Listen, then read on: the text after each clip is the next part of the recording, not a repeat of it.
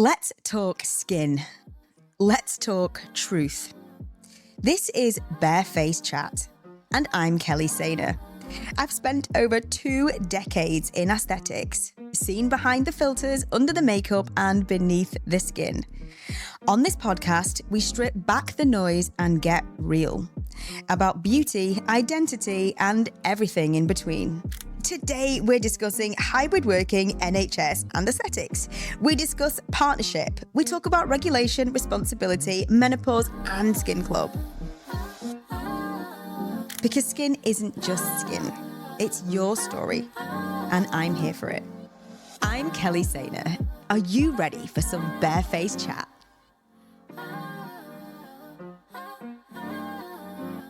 Disclaimer, the views shared in this episode are personal opinion and are not intended as medical advice.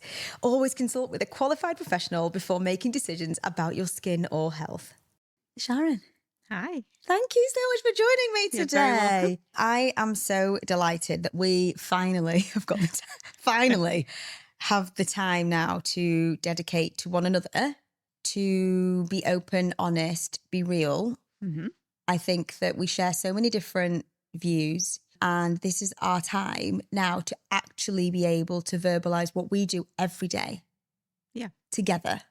I think it's uncanny how much we are alike in our thought processes, and yet we're so different at the same time. Well, let me introduce you and see what you think. Okay. Today's guest is my right-hand woman, my clinical co-pilot, and one of the most grounded, skilled nurses I know. Sharon Brown. She's 55, based in Congleton, and is a freedom to speak up guardian in the NHS. She's been in my aesthetics life now for over a decade. Sharon is the kind of practitioner you would want on your side in a crisis. She spent more than 20 years in A&E and now juggles life in the NHS with being our clinic manager, and was a key part of the Fertility Pharmacy's nursing training network. We're very different personalities. I'm probably the fire, not in a good way. She's the calm. But our moral compass when it comes to treatment, patient safety and ethics is completely aligned. It is. In this episode, we're going to go deep on hybrid working, clinical standards, the menopause shift in skincare, and what it really means to work together but stay autonomous within this industry. Sharon, welcome to Barefaced Chat. Thank you. I'm boiling. Absolutely roasted. Yeah, it's getting a bit warm. It's getting a bit toasty. I've worked hard on wanting to make sure that I got everything that I felt represented us in that. Mm-hmm. Do you think that I did that? I think so. Absolutely. We work together so well, and we have done since day one, Yeah.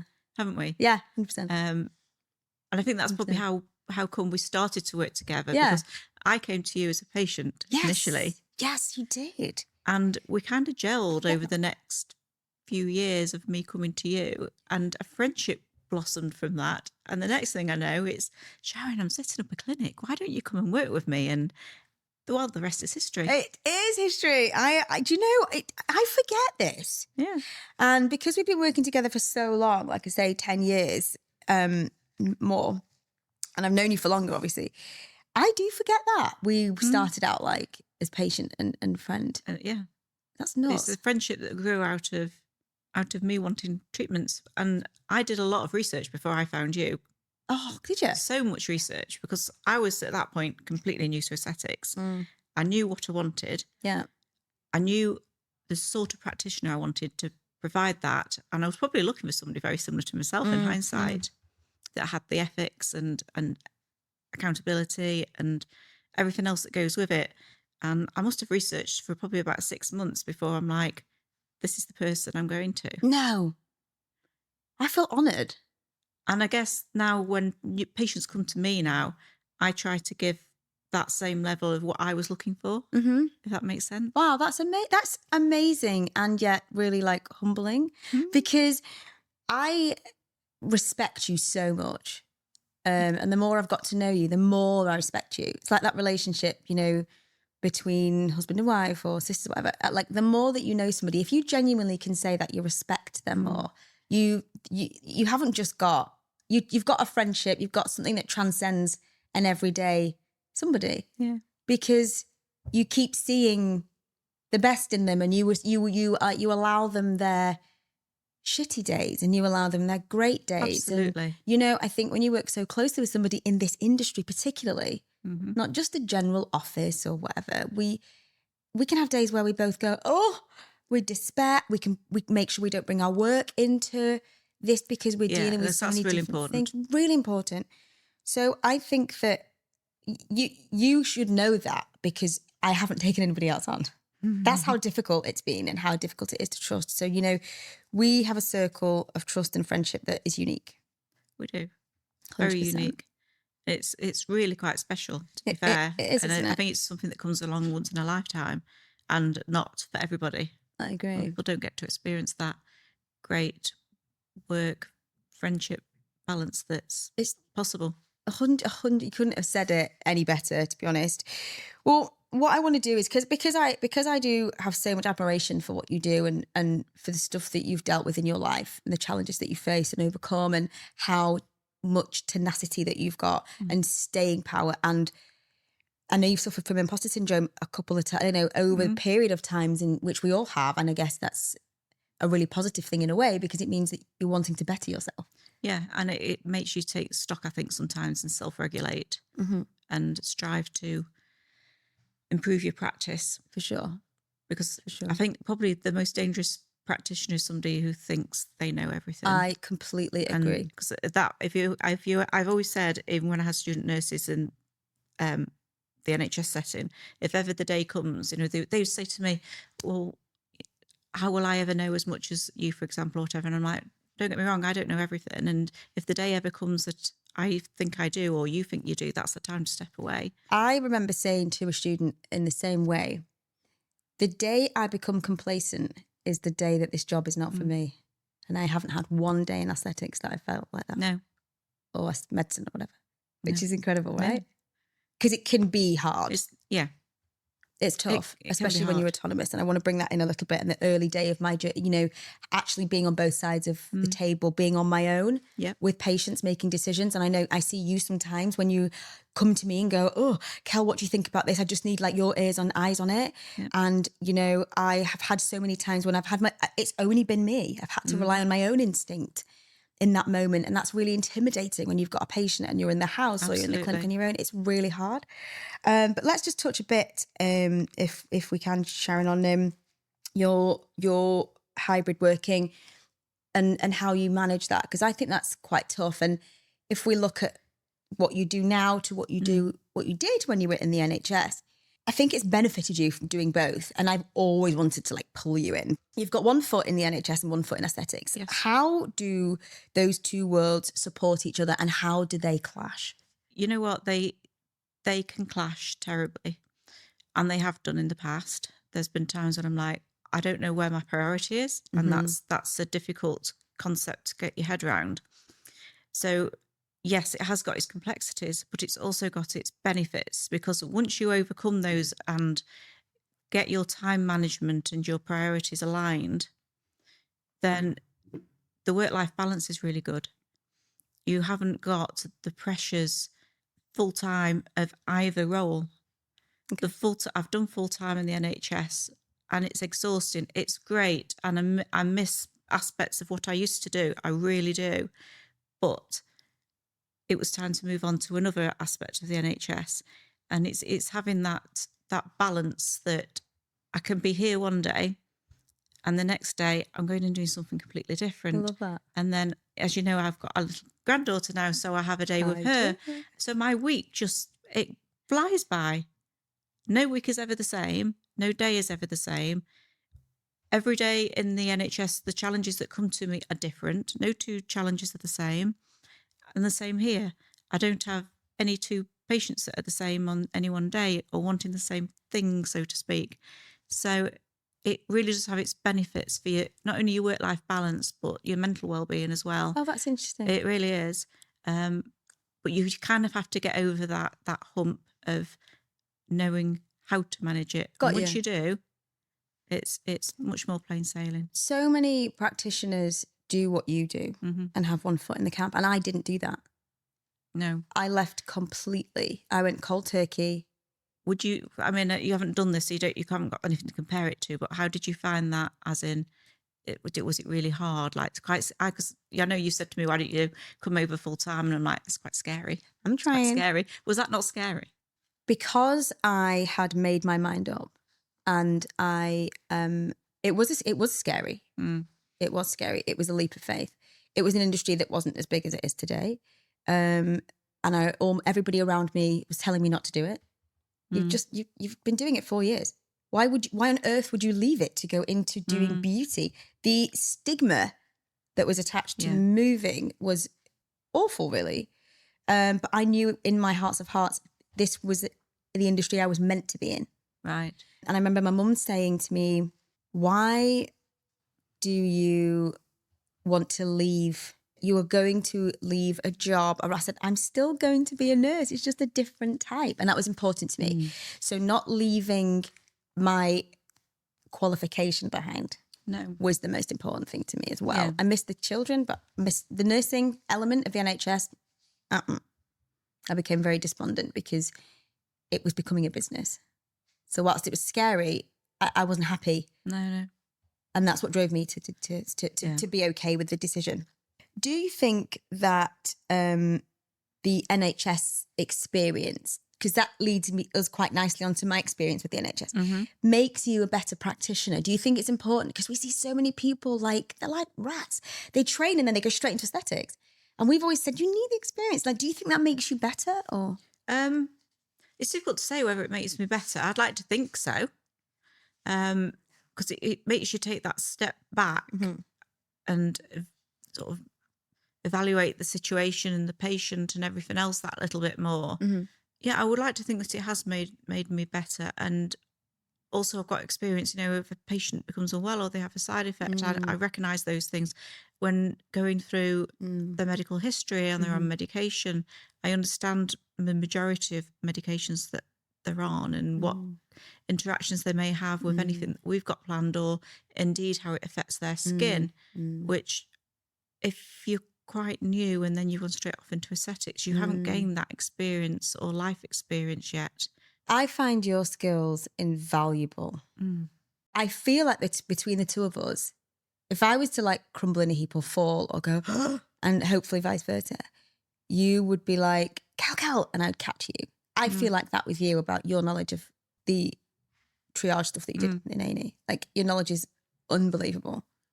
And it's amazing at how it helps our practice every day. Yeah, I think it does. I think it does, definitely. So. And a lot of our patients will also ask for advice, and we've directed patients before now, as you know, they've said I've had this niggle or whatever, and we've gone, you need to go to the doctors. Yeah. And, there's been a couple of cases where I've been quite firm and I've turned out to be right. And because I've recognised that something's not quite right with. Can I play devil's advocate as well and say that there's an area that I think sometimes that you have found more tricky is the fact that you have been in triage. So you are a lot more I will sit and talk. I remember being at the Harley Medical Group and they were like, come on, time's up. And I'm a chatter, me. Yeah. And, I've had to learn the art of, just sitting back and letting them speak. Whereas you kind of triage, you've got 15 minutes to find out what's going on. And then you're like, okay, we're done. Yeah. And I was everything had to be really quick and snappy. I think that was one of my biggest learning curves, secondary to obviously learning the skills of aesthetics, was the management of doing a patient assessment, because the patient assessment in the A&E setting is quick and snappy. Yeah. Because it's an initial assessment. It's not an in-depth assessment that then the doctors and the medics go on to do. So, it's an assessment to see is that patient safe? Yeah. And where do they need to be and how quickly do they need to be seen? Whereas here, you're doing much more holistic assessment of a patient. So true. So true. And not just that, you've got the time to give them. So we've got that time to give our patients, use it. So that was a big learning curve for me. As you know, when I first started, It's I was like, how come she's you're out your done. consultation? It's like 10 minutes. And like, I've been used to like 45 minutes. I'm finding out their dog name.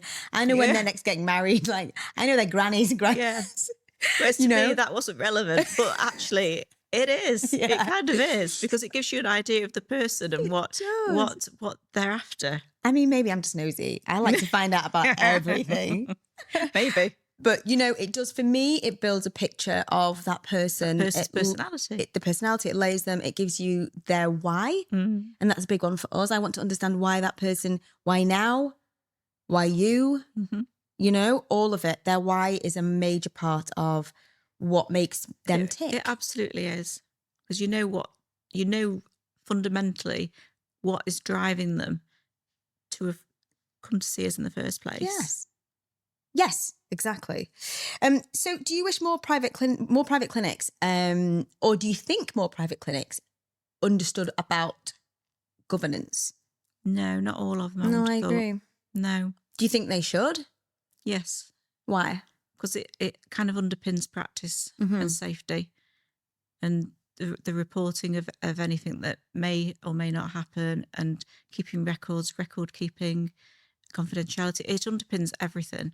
Was it a real juxtaposition for you when you first realised that there's a regulation deficit and there's a real gap? Like, you were coming from NHS and you go, hang on a minute, what? I mean, this is interesting. I mean, you remember when you first started training me, and obviously I went on some aesthetics courses and all the other things. I was researching what university degree I could do in aesthetics. And it was like, why is there nothing? That's so interesting. You know? It's like, I want to do my master's in this. And it's like, I don't understand. And then you start looking at regulations and you're like, hang on a minute. That is so true. That's so interesting. I mean, it's like the Wild West, it was isn't there. it? Yeah. Of course you would. Why wouldn't you? Why wouldn't you assume it's there? And I think that's the thing. A lot of our patients will assume that it's there and assume that they're protected. And they are when they come to a clinic that follows regulation and follows governance and has all the correct policies and procedures in place. Yeah. But there's so many places out there that aren't, and it's frightening. It is frightening, and that's something that we believe together and have done for a long time, and are really fighting for change and banging the drum, and what we do and how we treat our patients is at the heart of what we do. Regulation is catching up with the industry, and that's a good thing. It's a good thing for nurse practitioners, definitely. On the flip side, I think that regulation also needs to, it needs to protect the solo clinics and not just the big companies. It's got to keep an eye on that. Absolutely. I think it's got to have that balance, if you understand. It's going to be harder for your small single practitioner clinics, I agree, to adhere to the regulations as it is for a big corporate company. Absolutely. Interestingly, one of my previous guests were talking about regulation, and we were talking about how he was like, they need to regulate it and things need to change overnight in an ideal, like it needs to be this or this. Now, for me, I'm great. I'm all for that. I asked a question about whether it would force the industry underground. Of course it will. That is the danger. And of course that will happen. Yeah.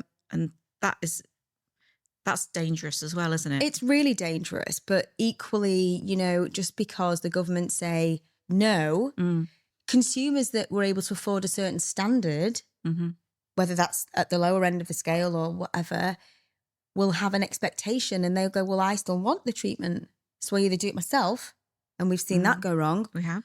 Or it will be forced underground, or they'll go abroad, or, that's been going on for a long time. Which we know happens. Happens anyway. With dire consequences sometimes. Where regulation's concerned, I think that whilst we stay in our own lane here, and we make sure that we used to look left and right and think, because people are looking at us a bit more, given the fact that the Perfect Peel, we're the home of the Perfect Peel, and Glutaceuticals and all the training and the fertility pharmacy and things that we've done. So we're very aware that we're a window as well. But I think that it will change when it changes. Yeah. It can't change overnight, because for the very reasons, one of for that one reason I said, but there's plenty more as well. Yeah, It's got to make sure that everything's in line, everything's in place. absolutely. 100% agree with you. And that interestingly takes me on to the next thing I want to talk about, and that's about us, because we both believe we work really well together. And I wanted to just really like touch upon how different you and I are from a personality style, but it just works so well. It does. It works so well. You are the yin to my yang, babe. And I adore you for the reasons I don't adore myself. I wish I would be more Sharon. What do you feel that makes? No, I love myself. I know I'm happy in who I am. I'm a joker. I jest. But what do you feel makes us so solid as a partnership? I think because we are so different, you've got all avenues covered, really. Yeah, love that. Together we make one entity of yes. You complete me. We make a complete picture of the clinic. Yeah. Oh, it's lovely. Absolutely. That's true, actually. And I think that there is a certain cohort of patients as well that have had us both. Yeah. And there is I know we kind of mix who we get in consultation wise, but there's certainly a group of people that gravitate more towards your style. Yeah. And maybe gravitate more towards yours. my Yeah, style. absolutely. So I think that we've got a really nice, it seems to work. It does seem to work really well. And I think key to that is the fact that we both think very similar. Yes. Even though our personalities are different. Yeah. Our thought processes are the same. Yes. How many times have somebody asked one of us something and we've both come up with the same answer? And you never would have thought that we would have done in that particular instance or whatever. We do think very similarly. I love that. I absolutely love that. How do you feel that we balance working so closely together while still being like really autonomous? So like I have my style, how like we still have this joke about the fact that Sharon's amazing at Botox. Can we say Botox? Toxin. Oops. Censor. Botox is a brand name for anybody that's wanting to know. We're not allowed to say it. The Advertising Standards Agency will be onto us. But this is merely just an expression and a representation of what we're talking about. Okay, done. You have really developed like your own and really embraced the fact that we both are so honest. And I'll go, oh gosh, I'm just not, that's not where I feel my comfort zone is. And I think that having that real like self-awareness about the treatments that you love, that you can do well, whilst we still do all of the treatments. Yeah. We know where we are, what we're good at and what we excel at. Yeah. And understanding our limitations is really important, because you always say, I don't want to do sclerotherapy. Again, it's that's just going not back my to jam. the safety element, isn't it? Knowing your limitations, and that's underpinned by our code of conduct. Yes, true. Is knowing your limitations and acting within them. So again, we're that makes us a very safe practitioner. Yeah. Like you say, there's things that I don't like doing, and I'll call upon you for those, and vice versa. Yeah. Which makes us the most perfect complement. Yeah, I completely agree. And I think that's really important. And for anybody listening, I would want them to feel that they are completely taken care of from every angle, because there is something here for everybody. And there's a practitioner here for everybody. Yeah. And I think that's really important, to be able to go to a practice and know that it's safe.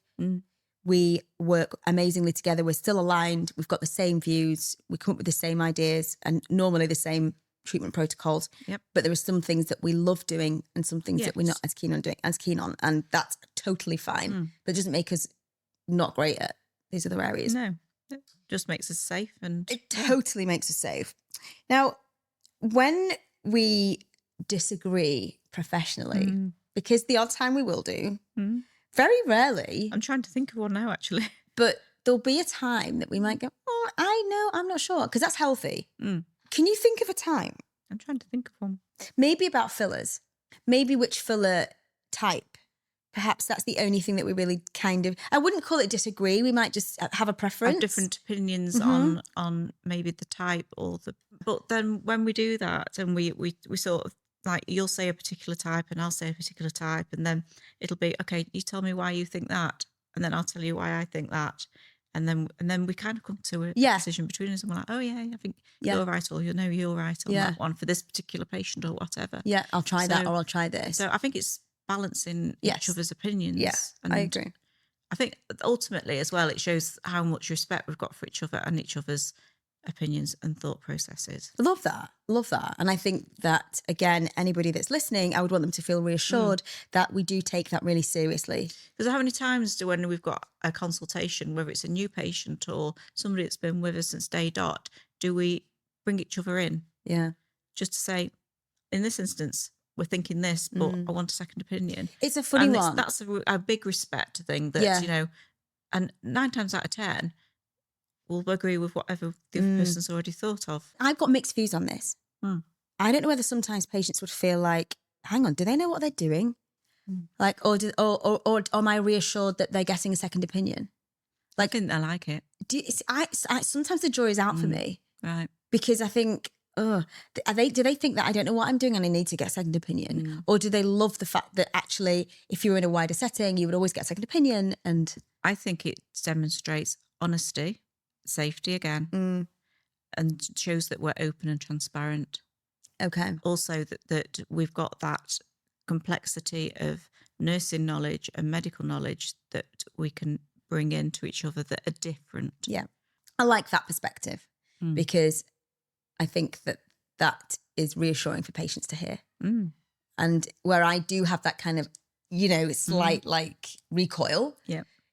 That's reassuring for me as well, if that's how you feel about it. Let's have a look at regulation and responsibility. I'm going to just talk some statistics first of all, because I think that we know this industry inside and out, but it has changed in the 10 years that we have been in it. I just wanted to have, you know, give you some background on how many clinics there are now, because the industry's changed massively. You know, since COVID, before COVID, I mean, gosh, you know that more than anybody, taking, you know, the hospital through COVID, which was just astonishing. Kudos, by the way. Amazing. But no, the industry is worth now globally like 11.49 billion. Billion. That's insane, isn't it? That's unreal. It's grown by like 8.4% over like in 12 months. It's growing and we are at the forefront of that. And that's what excites me every day, every single day. I love this industry. I would change nothing about it apart from the regulation. But it's a curious industry and we are curious. Yeah. And, you know, I've got so many different ways to look at it and loves and, you know, every element of it. But interestingly, and a large percentage of this global domination of aesthetics and the worth of it is that the UK is worth 3.9 billion of that. Yeah, no, when I heard that, and at first I thought that's a lot, but the more I think about it, the more I think maybe that's right. Really? I don't know why I think that, but is that because there's so many people doing it that shouldn't be doing it? Because rest of world, you have to be a doctor or a nurse. That's true. Mostly a doctor. UK not. No. Yes. I mean, America's heavily regulated, I believe. Yes. Because it's so litigious. Yes. Over here, we're not so much, are we? No. But look at the US, South Africa, Australia. They have to be registered RN, RGN, doctor, at the very, very least an RGN or an RN. You know, which surprises me. So it could be that the fact that literally treatments could be counted here, and that's why it's worth as much as it's worth. Yeah. There are now 3,500 UK aesthetics clinics. Does that figure surprise you? Yes, it's quite a lot, that. It is, isn't it? It is a lot. Well, let me give you another figure. Go on. I trained in the last 10 years, 3,500 aesthetics clinics in the perfect peel. 3,500. Wow. I've trained the UK.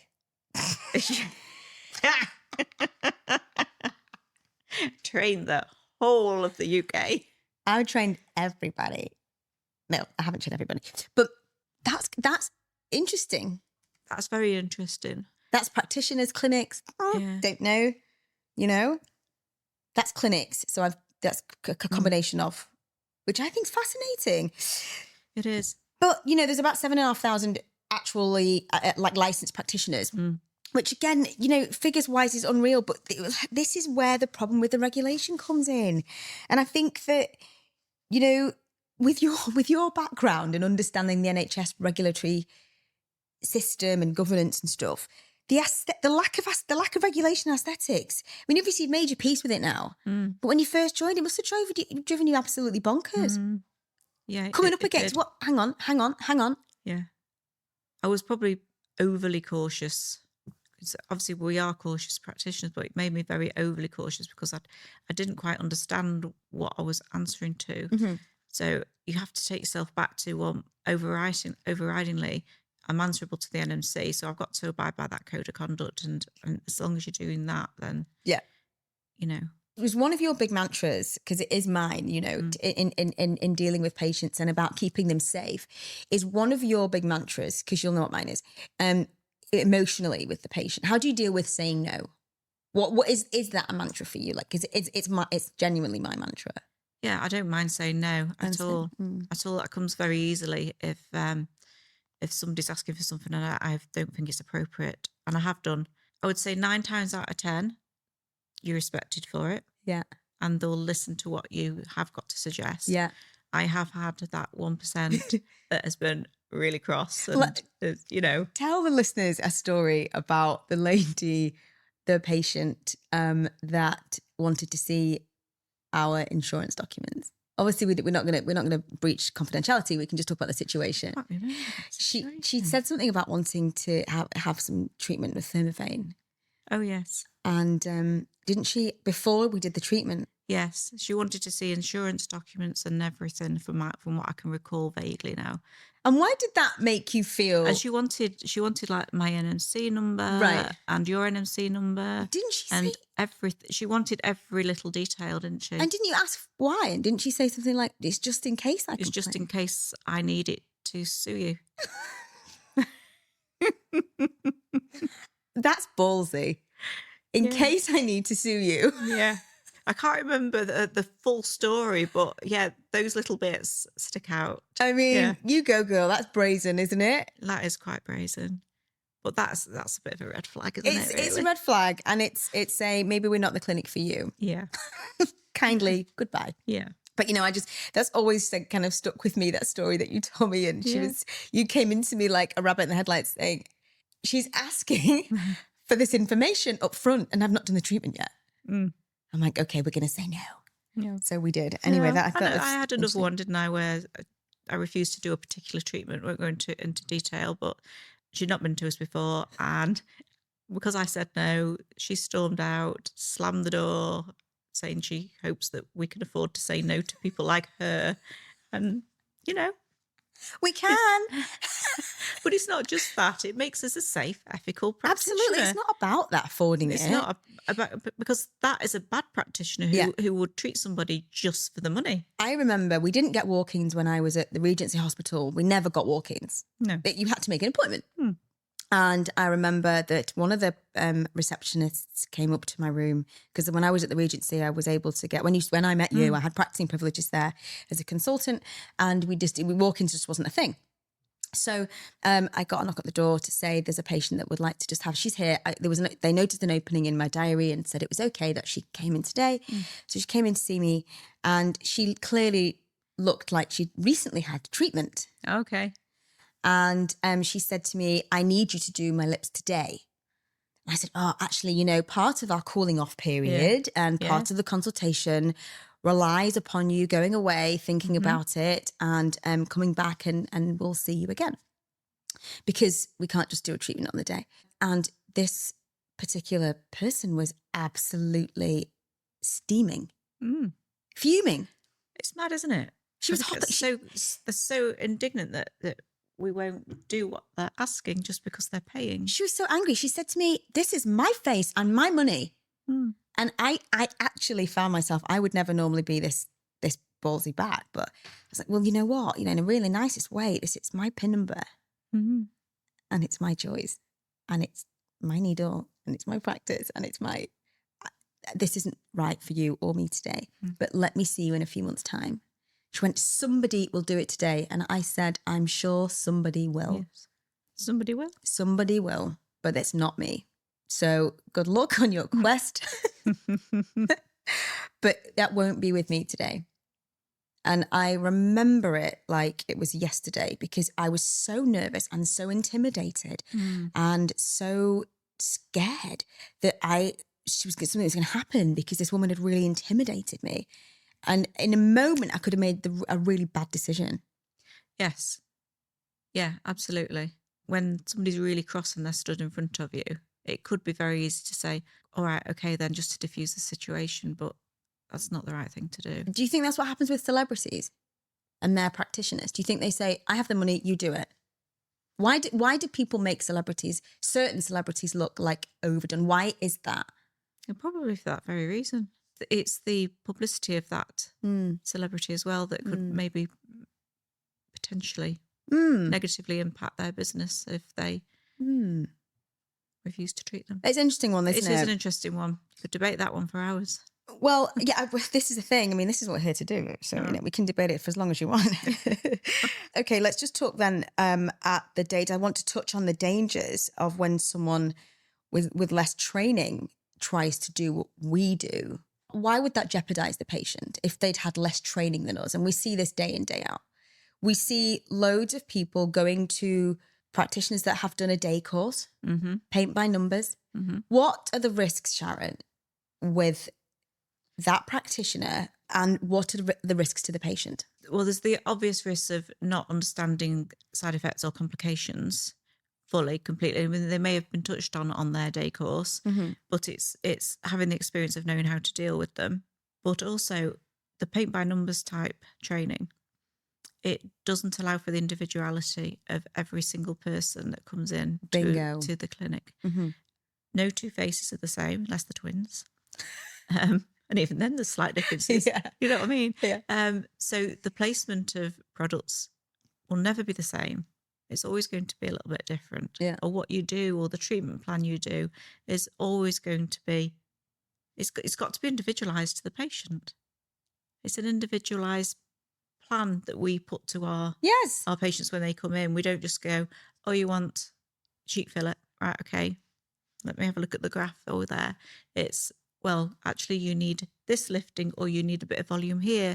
We look at the face more aesthetically. Exactly. And holistically. And it's not just the placement of product either. It's, right, okay, you want to achieve this, but actually, if we get your skin quality in a better place first, you'll get more longevity out of the treatment that you're wanting. Exactly. It's a totally different approach because we've got that much more experience under our belts. And with life experience as well, I guess. So that's 100% the crux of it, really. That's exactly the issue. And what do we see often? People going away to find it cheaper, or once they come to us and they get our experience, we do have a group of people that come to see us periodically and claim to not have been anywhere else. We know who you are. They'll quite often admit it, but that's we won't hold anybody back. That is totally fine. What's frustrating, I think, is when they use our knowledge and think that they can take that elsewhere and bring it back to us and say, oh, that experience wasn't great. We can't be like, smug face, told you so. No, feels like you want to be like that. But, we do know this happens. No. And when somebody approaches you like that, then you've got to deal with what's in front of you at that point and just help them through it and hold their hand through the whole process. I wouldn't judge anybody from going, I went elsewhere. Like, they do. And that's fine. It's human nature, isn't it? Of course it is. We've all done it with, nail salons, hairdressers, everything at some point in our lives. Yeah. But this is different. We have had patients, though, that have been with us, those people that are discerning, that genuinely, those patients for me are like my ride or dies. They're my diehards. Like they are the ones that really care.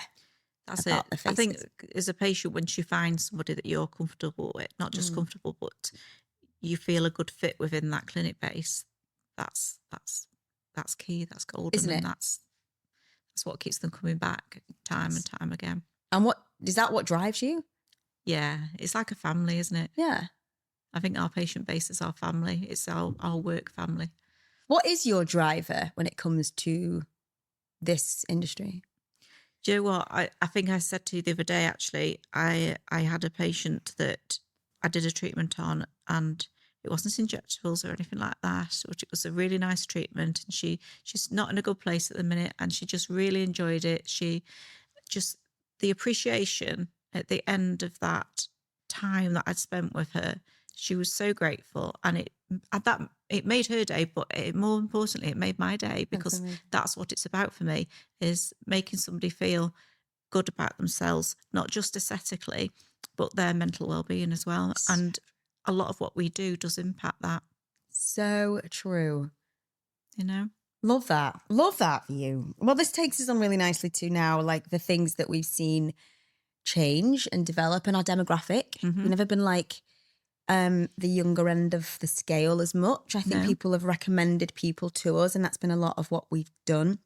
And the shift in our skin club patients and the real discerning patients of ours that, and you'll notice that I say patients rather than clients, because they are patients for us. To us, they are, yes. We are bound by our NMC codes and practices. So they are definitely patients. But those patients that make up our new skin club and our menopause cohort have meant so much to us. Because they have been forced to look at themselves holistically because of all the changes. And I think that you, having been through that, have a major respect for patients, because it's not just about the face. It's not just about the body. It's not just about the, you know, your mental well-being. Like, there's so much going on that you have to understand. Like, talk to me about that. It goes hand in hand, really. I mean, we've got Skin Club, and we've got the menopause group of patients, and you'll find if we looked at it percentage-wise, if we were to audit that, and I'm going to do it now, it's just made me think I'm going to do it. Yes. The majority of the Skin Club patients will be menopause age or perimenopausal, and that's because they need to look at their skin holistically. Yeah. And we put them on a really good program. Now, our Skin Club, for anyone that doesn't know, it is putting together an individualized plan for each patient, depending on what their skin needs at that moment in time. Yeah. So we'll put them on a 6-month plan of different skincare treatments. And at the end of that 6 months, we'll reassess that them and go again. Now, menopause, it's a funny thing, and we're all going to go through it. Yeah.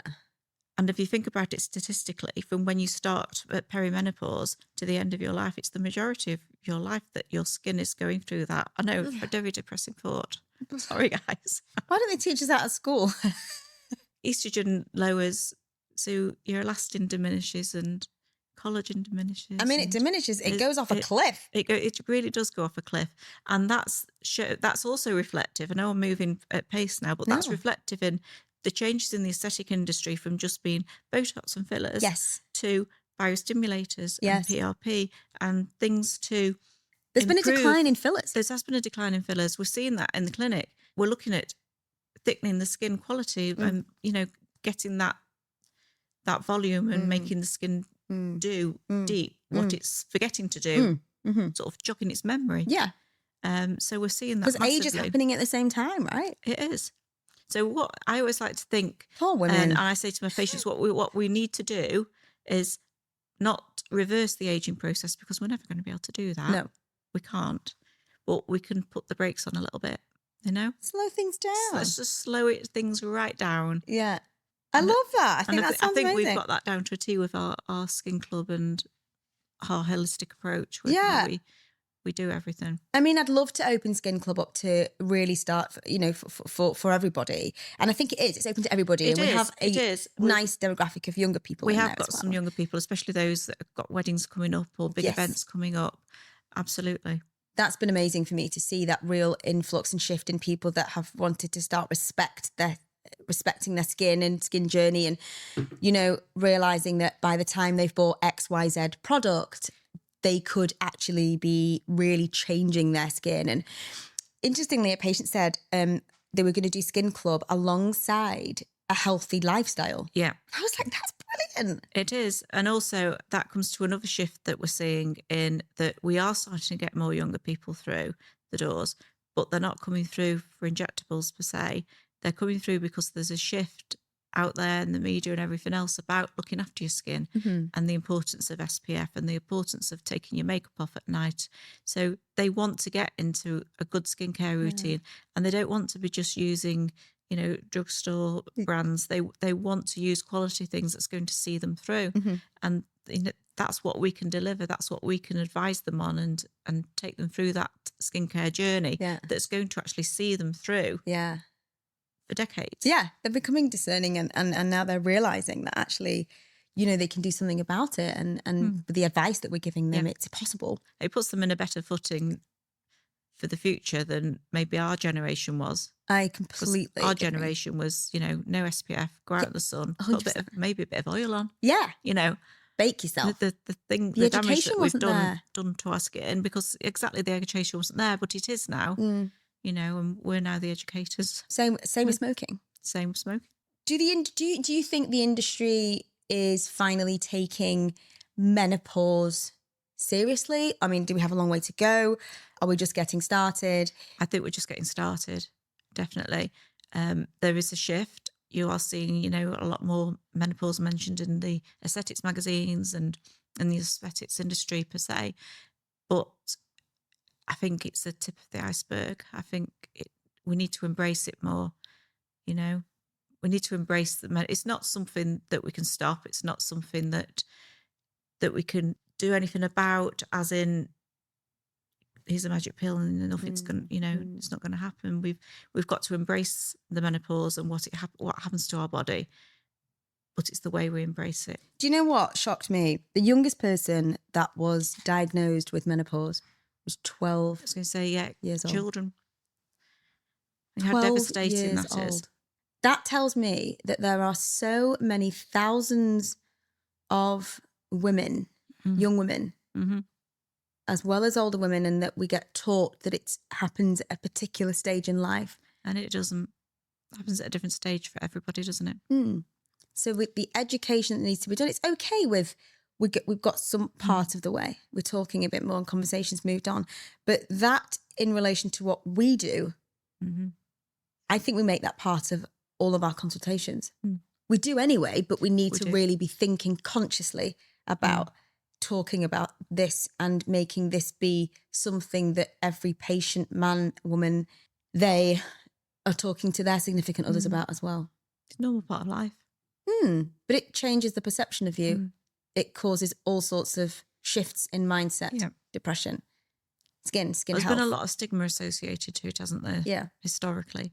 Yeah. And I'd love to change the conversation a bit in our way. Quickly, I'm going to ask you a few questions and see what you think. I've not done this yet. And I really want to see what you think. I've got a few more questions as well. But these are my kind of bonus rounds for you. What's one treatment that you will always trust? Always trust? Yes. Can I have more than one? You can have more than one. I'll allow that. You'll allow that? You can have two. Go on. Treatments that I'll always trust. I love biostimulators. I'm a big fan of biostimulators. Okay. The way that they improve your skin quality and everything else. And then I love a really good quality facial, whether it's, you know, an aquafacial that's really deep cleaning your pores, or whether we're going down, you know, radio frequency that's tightening and lifting and all the other benefits that are with those. I love that. They're my two main at the moment, which may change. Love that. Because things evolve and we need to evolve with it. Do you know that's a funny word, trust, isn't it? Because it means consistent. It does. So it's hard when you say, when it changes the sentence. Yeah. Trust. Does that mean I can rely on it every time? Does that mean I can? I think you can rely on it to deliver consistent results. Okay. That's the thing. I love that. I love that. One piece of kit you would ban forever, or one treatment, or one, like, what would you ban forever? Permanent fillers. Permanent fillers. Yeah. Can you imagine No. having something permanent put into your face or part of your body, and as you start to age, that's still there, but everything else is aging around it? This is what I've always said about permanent fillers. It's just, I just can't get my head around that concept. what suits you now might not suit you in 10 years' Exactly. time, but it's still there Exactly. to tell the story. And that's why we have a range of different products Yeah. and we have those conversations as to what would you use or whatever, because you tend to use something different depending on where that person is in Get that. in their cycle of skin. 100%. Now, 100% permanent fillers. I've changed my mind slightly on the kind of the hyperdilute, one of the fillers that's out there right now, but it's certainly not something that I would want to bring in right now. But interesting. I banned that fibroblast pen thing. It's just diabolical. Okay, what's harder, NHS or aesthetics? I don't think either one is harder than the other.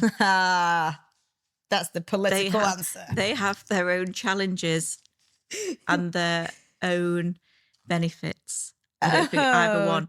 If you asked another NHS worker, they might give you a different answer. Right. I think it probably depends where they work and what their role is. Oh, she's But a politician. for me, Switzerland, I love it. Diplomacy. Diplomacy. Part of me. Yes. If aesthetics is unregulated, why do nurses even bother staying compliant? Because of their NMC. It underpins absolutely everything we do in every day. That's who we answer to, isn't it? It's far less risky for me to not be NMC regulated because no one's going to hold me to task. Yeah, but it's built in you now. It is built in. You are absolutely right. It's built in you. I'm proud to be part of the NHS. Exactly. Well, not the NHS, but I'm proud to have my NMC pin. Yeah. You worked hard for that. Why would you give it up? But so many people are doing that. They're jumping ship. I wouldn't, but I thought it was a really good question. And, some of the prompts that we've talked about have been really readily asked questions on things like Reddit, which I find fascinating as to what is the moment, what is being asked at the moment, which I think is really interesting. The last question today, and you've been amazing. I've loved it. It's been so easy. Oh, no, it's been great. And it's been very flowy, and it always is like that with us. If you were to really go out on a limb, could you really trust a clinic without a trained practitioner in it? No, I wouldn't personally. No. Even if they were been doing it for 10 years. No, and that's why you probably heard that slight undertone of hesitancy there. I'm not saying there aren't some really good, talented practitioners out there, but for me personally, it's part of who I am. Regulation and being a registered practitioner is fundamental. It's what I am. It's what I strive to. It's what I would recommend to anybody. Amazing. I love that. Well, we've not really gone into any depth about our own skin treatment journeys, but would love you to come back on again and we can talk about that because I think people listening would love to know what we'd had. But we can save that for another day. Skincare. Just skincare. She says that every time. Sharon, thank you so much for joining me today. Welcome. It's been enlightening, amazing, lovely to talk to you with this level of freedom. I think we don't get the opportunity to sit down. I don't know when the last time we sat down for an hour. We don't. We never get time to sit down and I don't chat. know when that was. We're so busy in clinic. This is the thing. We're so busy for you, the people, you see? It's about you. Thank you for making the time to come You're more than welcome. today anyway. And yeah, I just thank you for being my right hand, amazing person, keeping me grounded and making me do the right thing. Keeping me on the straight and narrow. No, thank you. Thank you for giving me the opportunity all those years ago. Oh, you are so over a welcome. decade ago now. Yeah, wow, amazing. We'll still yet to grow the clinic further because it's always aspirational. But for now, it's me and you, and I love it that way. So thank you for joining me today, and you've got to come back again. I will. That's it for today's Barefaced Chat. Thank you so much for listening. If you've loved this conversation, make sure you follow, rate, and share. It really helps more people find us and join the conversation. I'll be back next week with another honest, unfiltered chat. Because skin isn't just skin.